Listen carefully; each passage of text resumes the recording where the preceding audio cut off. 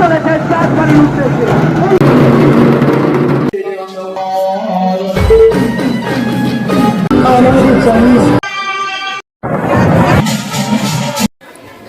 Hi guys, welcome to new blog. তো আজ হচ্ছে জগদ্ধাত্রী পুজো, আর এখন আমরা আছি কৃষ্ণনগরের রাজবাড়িতে, যেখানে মেনলি শুরু হয়েছিল জগদ্ধাত্রী পুজো রাজা কৃষ্ণচন্দ্র রায়ের হাত দিয়ে। তো এর আগেও দুবার এসেছি, কিন্তু কখনো সৌভাগ্য হয়নি রাজবাড়িতে ঢোকার।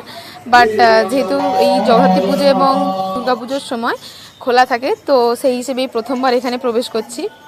তো এগুলো হচ্ছে রাজবাড়ির ফ্রন্ট সাইড, এবং এখানে তখনকার রাজাদের ইউজ করা প্রচুর রকমের জিনিসপত্র সব সুন্দরভাবে গচ্ছিত রয়েছে। তার কিছু জিনিস আমি জাস্ট দেখালাম। আর যেহেতু জগদ্ধাত্রী পুজো, তাই ভিড়টা তো খুবই আছে, তো দেখেই বুঝতে পারছেন।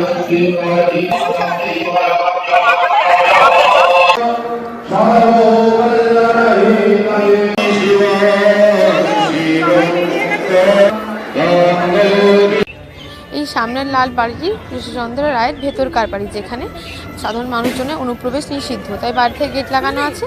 আর এই বাইরের যে উঠান এবং দালানটা রয়েছে, যেটা রাজবাড়ির অংশ, সেখানে পুজো হয় এবং কিছু বিশিষ্ট দিনে মানুষজনকে প্রবেশ করতে দেওয়া হয়।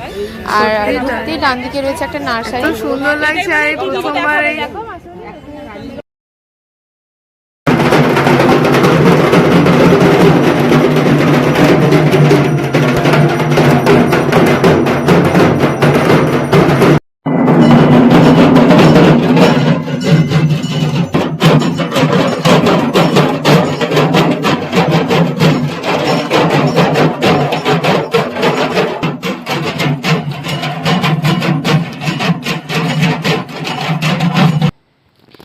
রাত্রেবেলা আবার মাসির সাথে তিনজন মিলে বেরিয়ে পড়লাম ঠাকুর দেখতে। তো সামনে একটা প্যান্ডেলে গিয়ে দেখলাম পুতুল নাচের ব্যবস্থা হয়েছে এখানে। তো এতদিন পর সেই কোন ছোটোবেলায় পুতুল নাচ দেখেছিলাম লাস্ট, খুবই ভালো লাগলো। যেখানে ওপরে মানুষগুলো পুতুলগুলোকে ওই সুতো বা দড়ির সাহায্যে যেগুলো কানেক্ট করে হাতের কেরামতির দ্বারা এদিক ওদিক করে পুতুলগুলোকে নিয়ে যাচ্ছে, সঙ্গে চলছে অডিও। তো যাই হোক,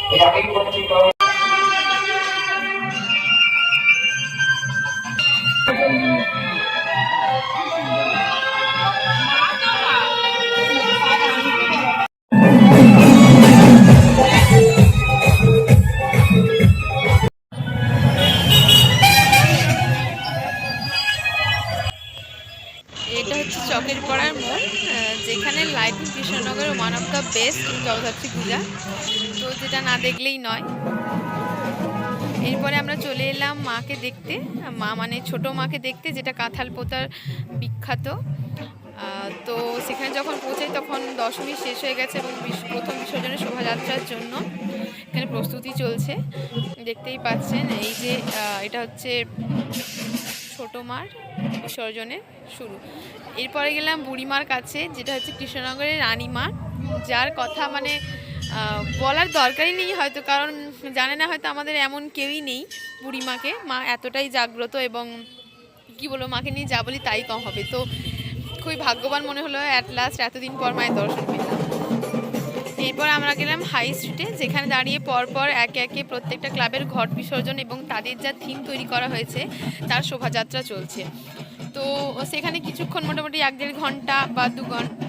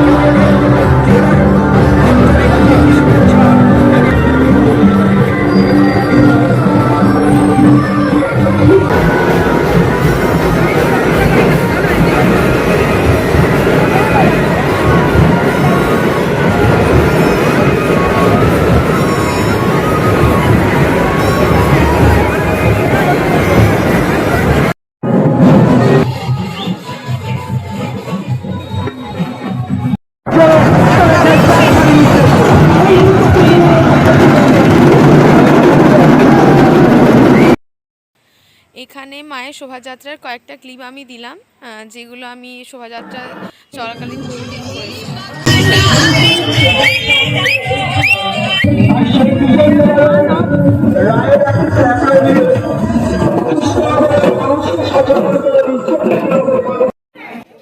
ঘট বিসর্জনের শোভাযাত্রা থেকে ফিরে বান্ধবীর বাড়িতে রেস্ট নিয়ে আমরা আবার রাত্রিবেলা বেরিয়ে পড়লাম প্রথম বিসর্জনের শোভাযাত্রা দেখতে। রাস্তায় এত ভিড়, কখনো না গেলে বোঝাই যাবে না যে কেন কৃষ্ণনগরের মানুষদের মধ্যে জগদ্ধাত্রী পুজোর জন্য এত ক্রেজ। তো সেই অনুভূতি প্রথমবার করলাম, আর আই থিঙ্ক ওর্থ ইট।